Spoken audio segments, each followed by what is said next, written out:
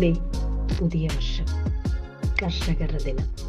ഓരോ മലയാളികളുടെ മനസ്സിലും ഒരുപിടി സ്വപ്നങ്ങളുടെ, ഓർമ്മകളുടെ ഒക്കെ പൂക്കാലം തീർത്തുകൊണ്ട് കടന്നു വരുന്ന ചിങ്ങമാസം.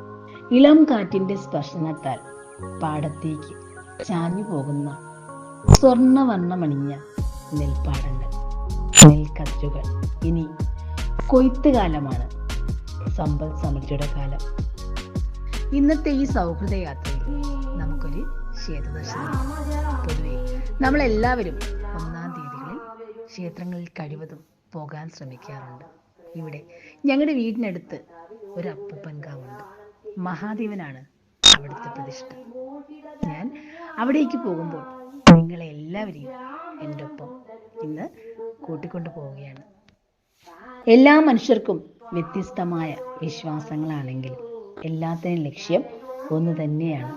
നാം കണ്ണടച്ച് നിൽക്കുമ്പോൾ നമ്മളെല്ലാം സംരക്ഷിക്കുന്നത് ആ പ്രപഞ്ച ശക്തിയാണ്. നമ്മുടെ മതങ്ങൾക്കനുസരിച്ച്, നമ്മുടെ വിശ്വാസങ്ങൾക്കനുസരിച്ച് നാം രൂപവും ഭാവവും ഒക്കെ നൽകുന്ന ആ ശക്തി.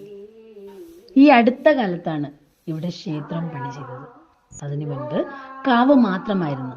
ഇപ്പോൾ മുകൾ ഭാഗത്ത് ക്ഷേത്രം, തൊട്ട് താഴെ മൂലസ്ഥാനമായ മഹാദേവ സങ്കല്പമായ അപ്പൂപ്പനെ ആരാധിച്ചു പോരുന്നു.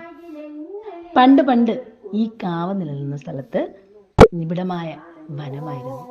അതിന്റെ സമീപത്തായി ഒരു അരുവി ഉണ്ടായിരുന്നു. ആ അരുവിയുടെ മറുഭാഗത്ത് താമസിക്കുന്ന ജനങ്ങൾ, അവർ എല്ലാവിധ ഭക്തിയോടും സ്നേഹത്തോടും കൂടി മഹാദേവനെ ഭജിച്ചു. അവരിൽ സംതൃപ്തനായ ഭഗവാൻ ഭക്തനും ഭഗവാനും രണ്ടല്ല, മറിച്ച് ഒന്നാണെന്ന് തെളിയിച്ചുകൊണ്ട് അവർക്ക് സർവ്വവിധ ഐശ്വര്യങ്ങളും നൽകിക്കൊണ്ട് അവരുടെ ഇടയിൽ അപ്പൂപ്പനായി വാണരുളുകയും ചെയ്തു. ഇതാണ് ഇവിടുത്തെ വിശ്വാസം.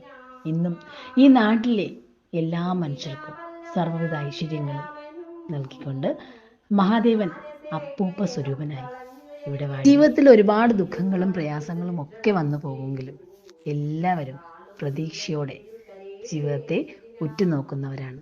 എല്ലാവരുടെ മനസ്സിലും എല്ലാം നാളെ ശരിയാകും എന്നൊരു പ്രതീക്ഷയാണ്. ഇവിടെ ഈ നിമിഷം ഭഗവാനോട് പ്രാർത്ഥിക്കുമ്പോൾ ഞാൻ എനിക്കൊപ്പം നിങ്ങളുടെ എല്ലാവരുടെയും പ്രാർത്ഥന ഇവിടെ സമർപ്പിക്കുകയാണ്. നിങ്ങൾക്ക് എല്ലാവർക്കും വേണ്ടി പ്രാർത്ഥിക്കുന്നു. ഈ ഒരു പുതിയ വർഷം എല്ലാവരുടെ ജീവിതത്തിലും നന്മ നിറഞ്ഞതാകട്ടെ. എല്ലാവർക്കും ആയുസ്സും ആരോഗ്യവും ഒക്കെ ഉണ്ടാകട്ടെ. ശുഭദിനം.